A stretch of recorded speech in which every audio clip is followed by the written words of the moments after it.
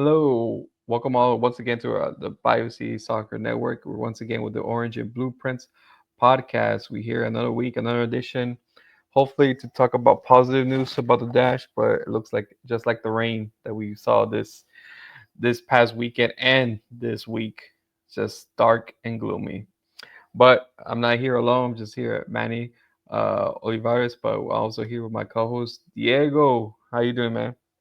Good, good. How are you? I was for the people that are just tuning in. I told Manny like 15 seconds ago that I'm moving out of my apartment, so it's a little hectic. Uh, Happy to be back in Houston over the summer. For any Dash fans that are going to the Dynamo game this Saturday to celebrate the club's 20th anniversary, I'll be there. I'll be back at the Shell. And for those Dash fans who aren't going, I will see you guys on May 16th when Houston comes back home to face off Sophia Wilson and the Portland Thorns. But let's not get too ahead of ourselves because just like you mentioned it, there's a lot of rain in the air, and I think we do have to talk about it. Yeah, so now I think it was good, but I think on a side note, we're talking about celebrate 20 years with the Dynamo. The Paramount Plus broadcast is rocking the old logo, so they're celebrating 20 years as well, just by not changing the old logo. So, but it's okay. I think we're always Yeah, gonna be remembered by that one. no, for sure. Yeah, but uh, I think talk about the Dash real quick. I think Houston has been experiencing just huge winter shifts with the rain and everything. And I think going to soccer game in the raining conditions is always okay, But I think when it comes to thunderstorms and here, that especially in the Houston area, it just halts everything. Outdoor activities, plans going out, and game and momentum. And I think this was, even though this past weekend, this past Friday, the Dash lost 2-1 to Racing Louisville. I think the weather, I think it has put his footprints on this game. Let's talk about the game. It was delayed. It was delayed by weather. It delayed by almost an hour per Mhm. se. And then the first minutes came up. The Dash came up real good. Avery got her first goal this season in 8 minutes, and then Golasso too. It was one of a huge great goal. I think it was almost a replica of almost what she scored her goal last season. And then of course after literally just minutes after that goal, weather Mhm. delay. And then there was another 30, 40 minutes before the game started. And when the game started again, Racing Louisville got their equalizer, and then the whole momentum shift to Racing Louisville.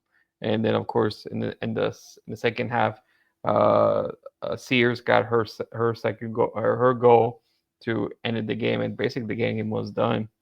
But I think without talking about the weather, I think we'll go in that in a little bit. But what's your thoughts over in this game, Diego? Um, I mean, I thought that the Dash put in a great effort, like you mentioned, at the first, I would say 10 to 15 minutes of the game. I think they were on the right foot.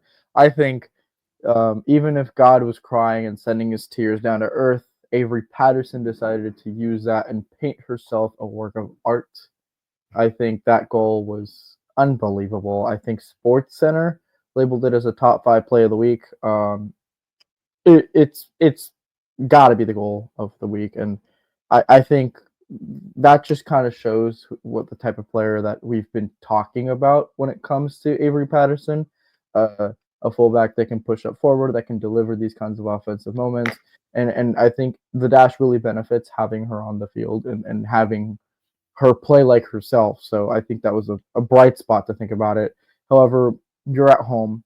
I understand that the rain is the rain, and not that many people wanna come out because of it. But you got to defend your home court, as they say. I know the Rockets just lost, but you got to defend your home court. Um, and they didn't do that. And I think losing 3 points at home is always going to be disappointing, no matter how you do it. I think um, Sears' finish was a good finish. I think it was deserved. I think Louisville were the better team in the second half. despite them having only 38% of possession and honestly passing the ball pretty terribly. They were not passing the ball well throughout any point of the game, and the accuracy shows 66%, which is very very low to NWSL standards. And I think this is a team close to you in the table. This is a team you play at home. This should be a 3 points, and it wasn't. And so no matter how many positives you can draw from this game, I think this is the first game where I can confidently say there's not really much to draw from it, and it was just disappointing to see. Yeah, exactly. I think disappointing. I think disappointing as well. I think what we say. I think we beat Utah last weekend. A team that's relatively almost identical to Dash. The same structure, rebuild, and finish around the same time this last season with the Dash, and face off again. Dash won. I think Racing Louisville. We thought, okay, if the Dash could be Utah, maybe they could be Racing Louisville. And I think despite the news before and after this game, Racing Louisville just mentioned that their main starting goalkeeper is out for the season, even Mm-hmm. before the game. So it's like, okay, so it's a lot of like I think a lot more favor for the Dash to get a result, a win, but I think it just didn't happen for them, for many reasons or not. I think uh, I think the elephant in the room, it's the weather. I think even though we don't want to blame the weather for everything, but I think I think when you have your mindset, okay, I don't know, I want to get your thoughts, Diego. The mindset, you go to the game's at 7, you prepare, but you didn't get a chance to warm up until like maybe 7:50 to start the kickoff around 8:15. You had a great start. Momentum's on your side. You have the goal. Looks like the Dash was pushing until about before the 20th minute, it stops. Then everyone gets a clean slate. 30 minutes goes by. Then we have to warm up again, and then get the game started. And then sadly, it's on Racing Louisville. Is it more of a mental, or if it's just maybe just a mental block that turn around that the weather gets into your head, or is it just the performance itself? I think it's a tactical issue. I think it's a whole thing of Louisville was able to read the Dash straight from the get go. They had the time to adjust. They had that 30 minutes of extra warm up time, the extra time for the coaches to be like, hey, the Dash just scored an 8 minute goal on us. We know how they're gonna play. Let's switch it up. Let's not maybe not even with substitutions or anything, but with the style of play. Passing was a little more dynamic, and everything just felt a lot more fluid um, for Louisville in that second half. And so I definitely feel like it was a tactical thing of them having the time to look at what the Dash were doing, reading it, and being able to adjust. And I think the Dash, unfortunately, were sitting pretty. They were thinking, hey, we're a goal up. Um, I don't know if sitting pretty is the right way of saying it, but they're confidently just sitting there, saying they were goal up, and they didn't really. I don't feel like they realized the adjustments that Louisville could take out of that 30 seconds You think you or think thirty you think minutes. you think just being the goal up and having that break, I think you just mindset up of let's keep doing what we're doing and let's go from there. I think so. I think it might be a mixture of that, but I think it's also a mix. Like you have to see that Louisville just conceded. You just scored on them. They're wanting to look to adjust, and it's really difficult to do that when the game is going on. They get their break. You kind of have to expect it, and I feel like that mindset was honestly harmful for them because they weren't able to hop off that pedestal of we're a goal up. Yeah, I think also I think goal like this the same like Kenny Bunny always mentions goals changes games. It does change, but sometimes it doesn't change for the good for the team who got the early goal. I think sometimes just the overconfidence and stuff. Like I think we have the game in hand. We have everything. But I think it didn't live up to be. I think just the way the game went, it didn't go. Didn't go as expected, and sadly, the Dash lost on this one. But I think notably, I think the substitution that that Fabrice did. I think Fabrice, Of course, on the lineup, sit down Barbie Oliveri, put Maggie in the spot she was effective last week. She wasn't really that effective this game, but I think my notably was a substitution in the second half, taking out Mosiah Bright, who has been good in the system, maybe not excellent, but putting on Evelyn Dujan instead uh, of Diana Ordonez. How you thought about that inclusion? You think it was just mostly how the game was going, or should we read more into it? I mean, I think it's just adjustments. I think Barb again coming off the bench. I think I don't see her being a full time bench player. She's more talented than that, and I think we all know that. I think Fabrice knows that. So I wouldn't read too much into that. I think it's probably like a mental thing of her just trying to like get into this new look midfield. Um, uh, Alozie over Garris, I didn't necessarily like that move. I Mm, understand that we needed a little bit more speed, and that's something that Alozie has been able to do all her career. But you're in the rain. The ball kind of is the ball is unpredictable. You really need a player slippery. that needs you need to have a player that can really be accurate and punctual and really intentional with their passing, their shooting. I don't know if Michelle Alozie at her current play is that player. And I think Ryan, despite her flaws, can be closer to that type of player. So not sure if I like that move.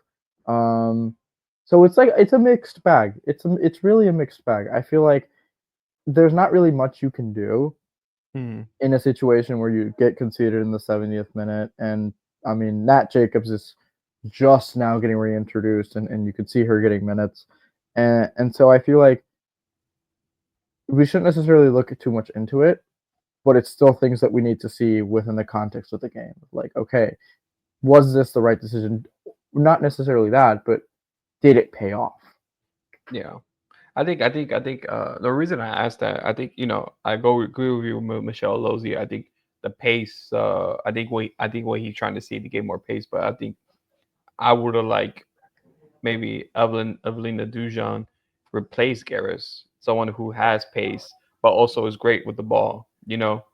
But and maybe a reason why I asked that because in total of this season for Diana Donia, she only has roughly around uh I would say a roughly I'm trying to just do math on my brain 70 minutes of that she's been available for this pirate time, and it's kind of alarming to me because it's like I think in this game, when you need a goal, you need someone to equalize or get in the box for you. You would think someone like Diana Ordonez will do that for you. Someone Mm-hmm. I think we came in the mind that Fabrice came here. Fabrice knows her. Fabrice uh, is trying to do.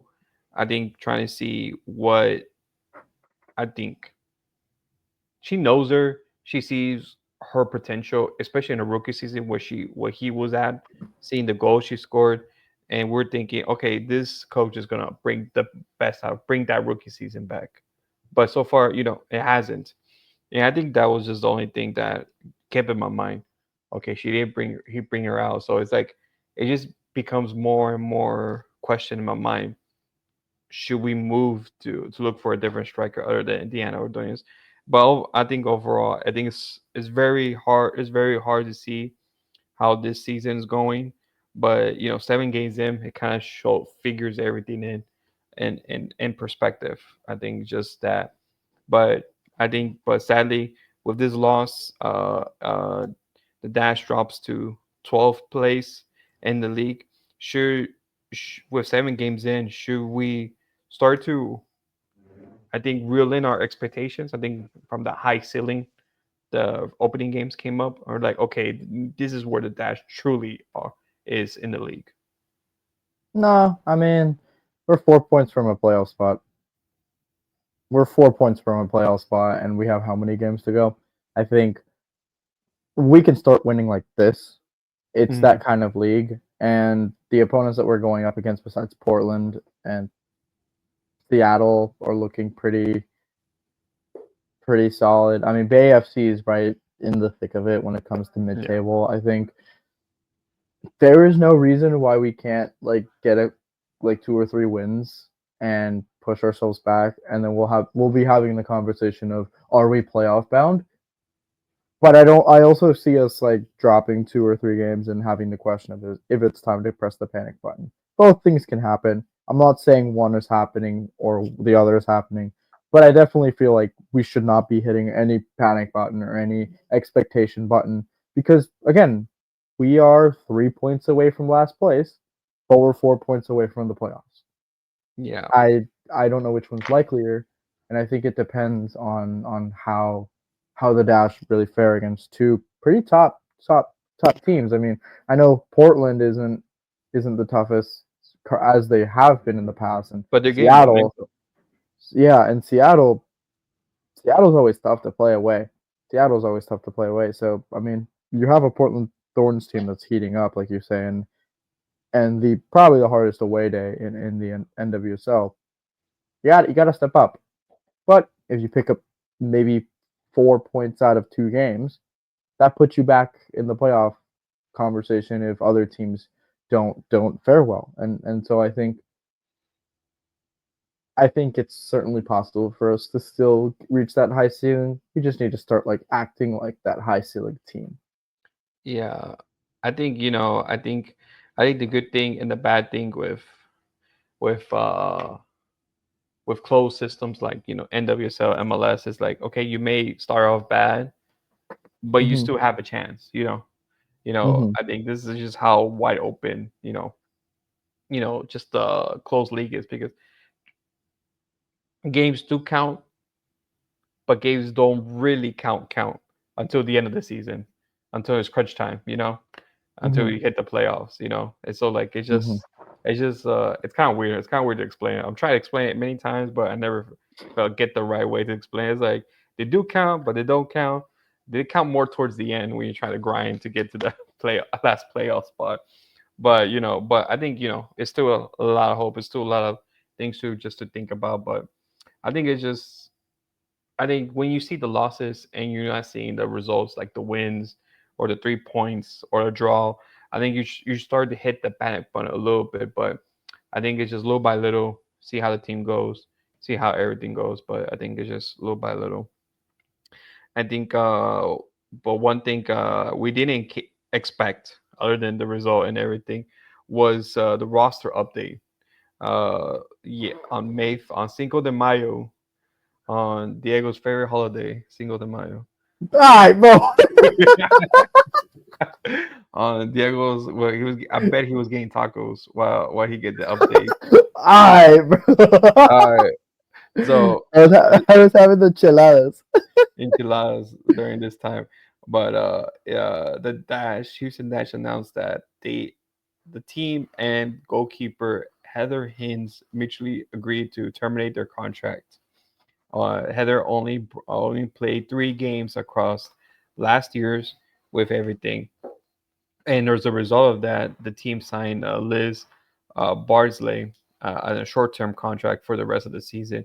And Liz has been part of the team in preseason as a non-roster invitee and has was there during the Coachella Valley Invitational. I think Diego, how do you feel? Well, how do you feel about the news with Heather leaving the team? I mean, I think it's quite sad. I mean, you're losing a backup goalkeeper at the end of the day. That shouldn't be the end of the world. But I did really like Heather. I think in her 3 games she played really well. She had that massive game in the Summer Cup where she really showed that she could be a capable backup or um, a replacement for when Jane doesn't play between the sticks. I I I don't know. I think finding a backup goalkeeper in this league is pretty easy, Yeah, but it's also like you had a really solid one. So yeah, I don't know. Maybe it was like I don't really see it being an attitude thing because like she was always with fans. She was always happy to be there and everything.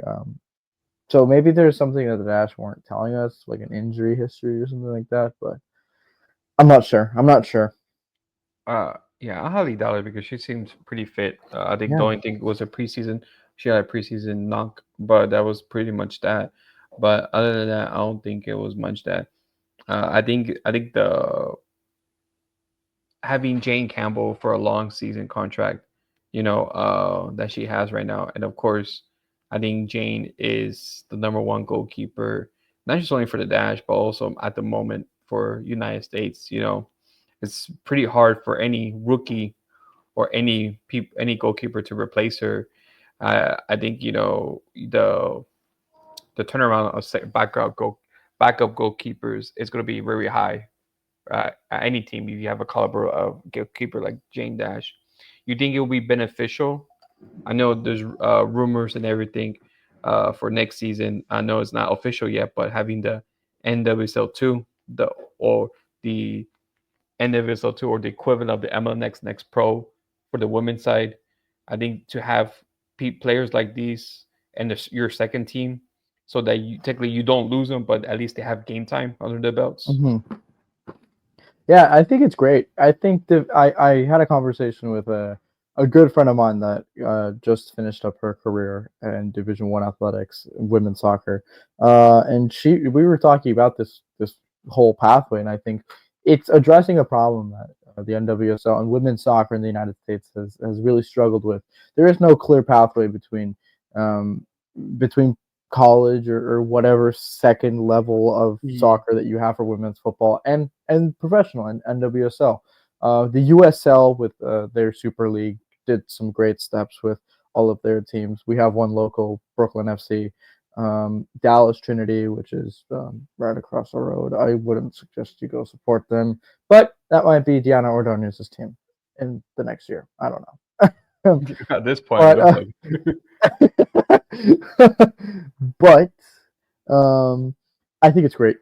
It'll help the teams get better, get more consistent. It'll be more competitive for the league. Um, I expect to see a lot of young college players take that second team and kind of use it as their tryout to the pros. Um, and my friend and I both agreed that like yeah, this is overall something beneficial for the league. I think this is something that Europe had, and I feel like the MLS Next Pro already developed it. I think this is one of the those ideas where it's really easy for you to say, "Hey, it's great that they copied it." Yeah, I think the only flip side, I think MLX Pro took a while for it to. Uh, it is taking a while as well to gain momentum, to gain variability because it's still a lot of mixed bag of players not proven, players that are in the academy, you know. But I think for the women's side, I think it's gonna be a different. I think we might see the same excitement in the NWSL in that second league because how Hmm. much how much talent the US has. Because if you look at top college pros this past year, a lot of people went to Europe. A lot of people went to Europe, especially the Italian league, which is what we find me real interesting. That a lot of those players went to the Serie A for Italian soccer, and they could have stayed here. They could have stayed here, but limited teams, limited NWSL and the USL. So it really limited team spots for them to play at So I think hopefully this, and also put like just like the MLS Pro, other teams, other officiates that don't have an NWSL team can participate in this as well. So I think it's just a rise up. I think it just gives players who doesn't have a lot of minutes, especially in the dash team. We have players that haven't played a minute in this season, could benefit for a system like that and still keep them in the roster and see them watch them grow, over time. But that's something that I think in the future. But right now we just pour one out for Heather and her selfies and her and then Diego's already drinking. Diego's already been drinking. Whoa!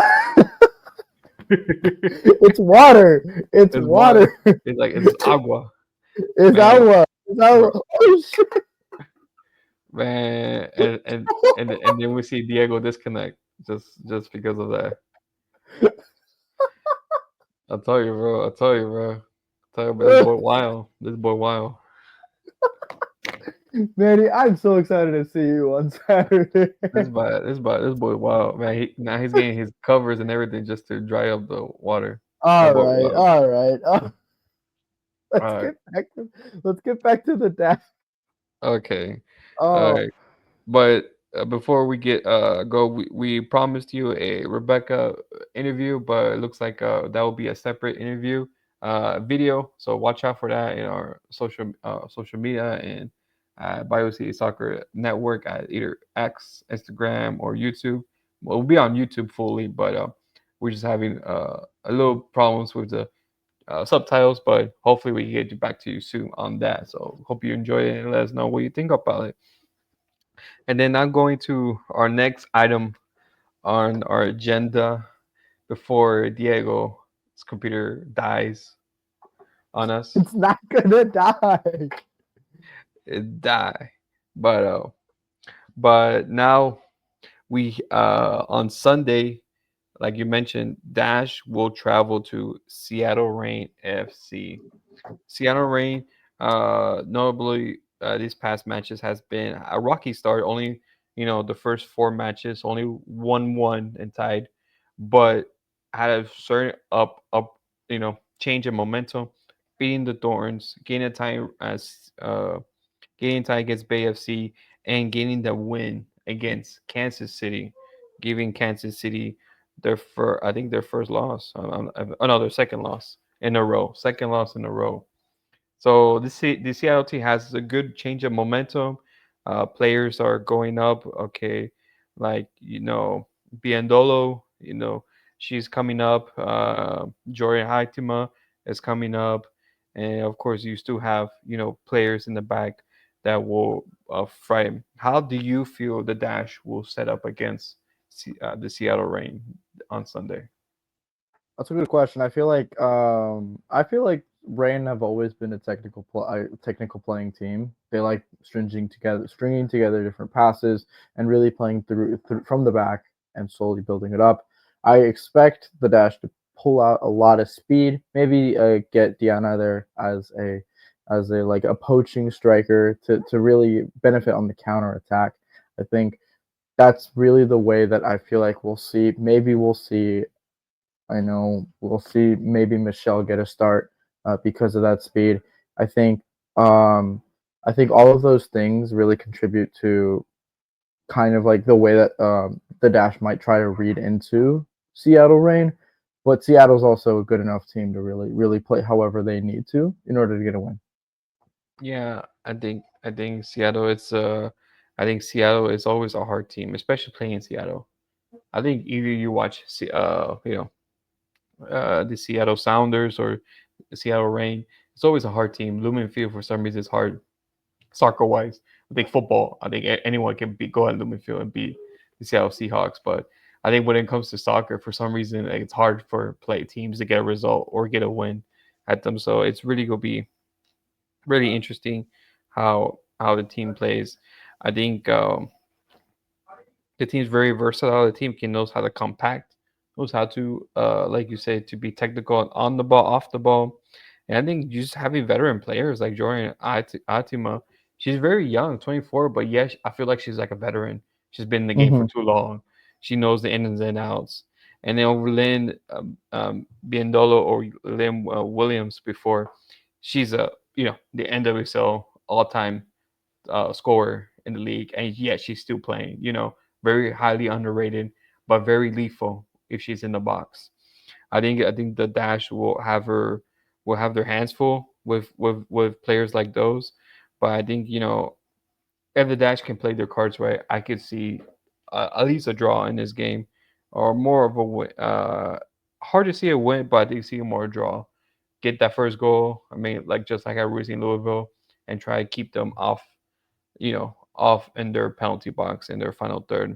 I think it's very hard to see, but we'll see. We'll see what Fabrice does any changes. I know we haven't side with him, see what he thinks, the adjustments he made going to this game. But I think it's very, very, very. It's gonna be very interesting. What how this game is gonna be, but uh, I think we'll see how it goes.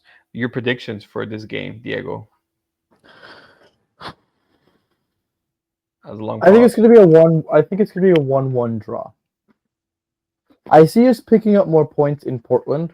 I think we fare better than with them than we do with Seattle. Seattle's always been a tough team for us to play, and so I see us getting a 1-1 draw. Yeah. I feel like for some reason I think the opposite. I feel we fared better with Seattle and Really? then Portland. I think just Portland because I think Portland because we'll talk about Portland in the Portland game, the preview for the Portland game. But I feel like Portland has a lot of players that can damage you, that That's can true. hurt you, that hurt you. You still have Coffee, Olivier Motri. You don't have a striker, but they have a false nine of Diana Castellanos. Then you have Rylan Turner, who's been excellent, has been great. You still have Reina Reyes from that came from the Liga MX Femenil to that defensive side. So you still have a lot of structures. You have other players like Hina Sigita, who's underrated, but she provides a lot in the back in the midfield. So it's very hard, I think, especially now that Portland has momentum. It's very hard to see, with that. But it all could change next weekend. All can change. It's true. It's like, but the reason why it's hard to make my prediction for this game is because even though the Dash has more chances to get a result with Seattle, I think the problem is playing in Seattle. That's the hardest part. I think just traveling all the way to Seattle and then Hmm. having that turnaround to get ready for the game. That's Hmm. it's always hard, but that's how it goes. But if I do anything, I would say I'm leaning towards you 1-1 draw, Okay.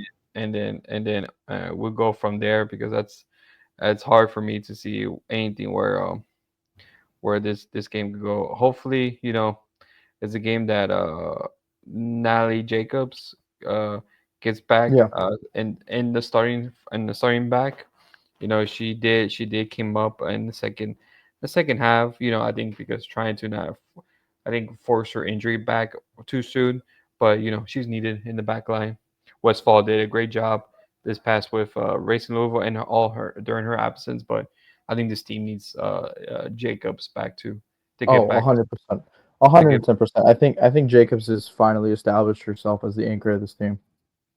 So yeah, exactly. So I think the team will flow better. Will I think we'll be defensively better, but we'll see. We'll see how it goes. I think we found sort of our best 11, but I think it's just trying to see, okay, how would this team go? But Hmm. I think that's all we see for now, and hopefully the Dash can pick up, and hopefully Yasmin Ryan can show up. Hopefully she can get a goal. Yeah, she only got one assist so Yeah. far this That season. was So the Chicago. No, that was the Angel City game. yeah. Angel City game. Yep. Angel City game. Yeah, you're right. So hopefully she gets something. Hopefully the team can rally behind her. Hopefully my thoughts and concern could be buried with Fabrice starting Diana. Well, highly unlikely, but it's just a lot of questions. A lot. I think the more we don't get results, the more questions we have. And I Yes. think I think and the and but of course, answers, wins cover up questions, but it doesn't cover up, the whole Hmm. status of the team. So we'll see how it goes. We'll see how, will this team play and everything. So we'll see everyone Sunday. Remember Sunday, it's gonna be at 7 p.m. local time here, and it's going to be streaming on Paramount Plus, just like how you're watching the Dynamo game today. They're Dynamo are winning 1-0 And against if they Phoenix win, we will get a Texas showdown in Austin. and Austin. In Austin. Austin. Oh, really? Oh, I haven't even checked the scores. But oh yeah, the Austin did win, so they will play at Austin. So I might take that drive. We'll see. No, I'm gonna be so for real. I didn't see the score. I saw the Bayou City soccer Instagram. Oh, I know, but it is what it is. No, I'm making that drive if Yeah. that So happens because I'm not gonna make the one in August. So yeah. So you gotta do something. At least we're yeah. gonna do that. But we'll see. We'll see. So hopefully we'll see. We'll see. Hmm. What will happen with that. But thank you for all for tuning in. I know it's been a grow. Oh, it's been hard. It's been hard. I think it's Yeah. just so many up and downs with the team. I Yeah. think I think just they have good performance, they go back, good performance, and go back. But it's Hmm. just hopefully it stays a ship before the end of the season. But we'll Hmm. see you. Thank you for all for tuning in with another episode. Please always look out for us at BayouCitySoccer.net. That's where you find articles and pictures. Always look out for us at Bayou City Soccer on X, Instagram, Blue Sky on YouTube. Thank you, Agigopi and Lotes Bravos for the sponsors and for supporting us as well. And thank you for you all for tuning in and hope to see you next time.